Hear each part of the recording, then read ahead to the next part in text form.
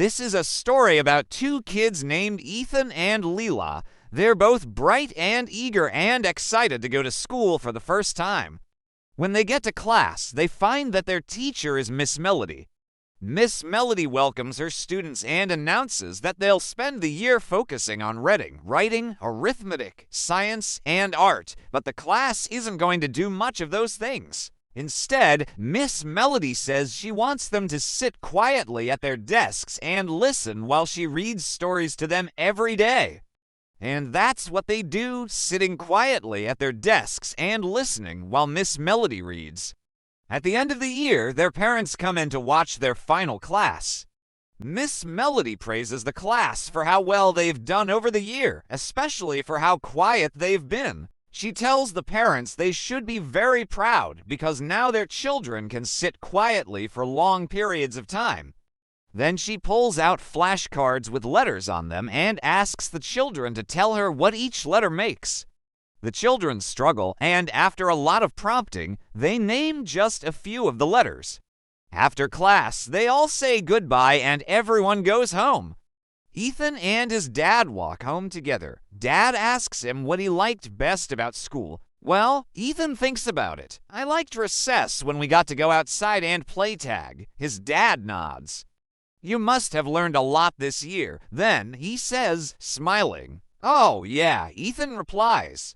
Like how to play tag. His dad looks disappointed and frustrated, but he doesn't say anything else.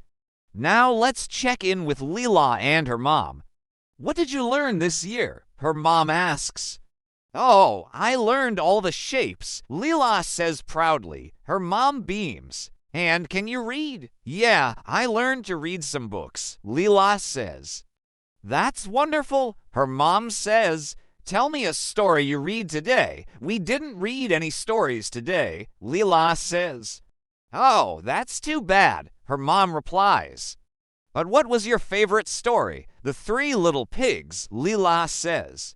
Years pass and Ethan and Leela grow older. They have new teachers, new classmates, new experiences, but nothing changes about their classrooms. They still sit at their desks listening to teachers read stories to them.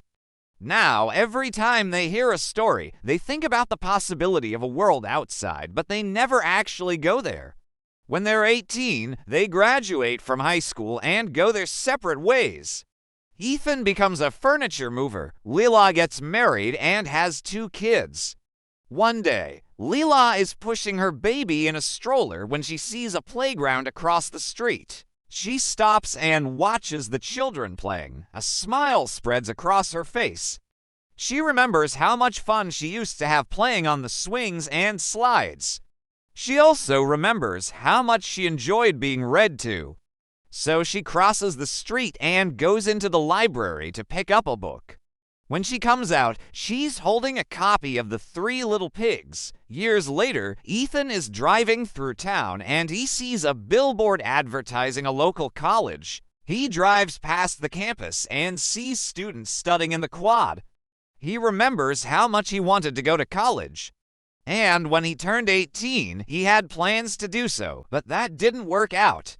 And here he is many years later, still wondering what might have been.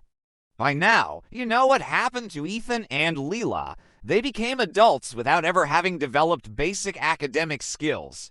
And they never really had the chance to fully explore who they could have been. Why is that? It's because Miss Melody chose to teach them in a way that ignored their needs and interests.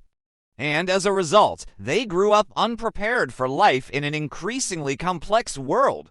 A few decades ago, researchers in education began to worry about what happens to people like Ethan and Leela. They call what happened to them learned helplessness. This kind of helplessness is acquired by repeatedly failing to reach important goals. Let's look more closely at how learned helplessness develops. Imagine that you're a kid and you want to learn to ride a bike. You put on your helmet, get on your bike, and start pedaling. You don't feel quite steady enough to let go of the handlebars. You ask a friend to hold on to the back of your shirt while you try to pedal. As you gain confidence, you slowly start to let go of your friend's shirt. Just as you're getting the hang of it, You wobble and fall down hard. You think it's too hard. You never will be able to do it. Your friend helps you up. You get back on your bike and start pedaling again. Once again, you start to feel confident. You start to let go of your friend's shirt, but then wham, you fall down again. You think it's too hard. You never will be able to do it. This happens again and again and again. Each time you fall, you feel worse about yourself. Eventually, you don't even try anymore. If you see another child riding a bike, you don't even want to try to talk to him or her. You don't believe that you could ever ride a bike. Now imagine that your friend is your teacher and you're in class. Maybe you want to learn to solve algebra equations. You work on an equation. You ask your friend for help. She guides you until you can do it by yourself. You get a few equations right and then wham, you don't get any right and you feel discouraged. Your friend encourages you to keep trying, but you don't want to. It's too hard. You never will be able to do it. This happens again and again and again. Each time you make a mistake, you feel worse about yourself. Eventually, you stop trying. If you see another child solving an equation, you don't even want to talk to him or her. You don't believe that you could ever solve equations. What happened to you? Learned helplessness. Why is it a problem? Because learned helplessness traps people into believing that they can't succeed. And if you believe that, you won't try, you won't even try. As Carol Dweck writes in her book Mindset, if people believe they can't learn, they won't learn. Learned helplessness is a major obstacle to human progress. There are 4 pillars that support learned helplessness, and they are all interconnected. No. 1. Low expectations of self. You expect to do poorly, so you don't try. No. 2. Feeling trapped. You think you're stuck where you are, so you don't try to improve your situation. No. 3. Avoiding challenges. You shy away from challenges and only seek easy tasks.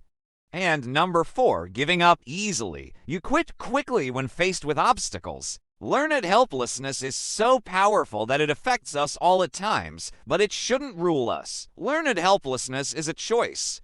You can overcome it by being aware of it and doing things that move you in the opposite direction. Start with small goals and build from there. For example, if you're like Leela and you love stories, go to the library and check out some books. Don't let learned helplessness prevent you from becoming the person you're meant to be. I hope this video is helpful. If you find this video helpful, share, like, and subscribe. Thank you for watching. See you in the next video.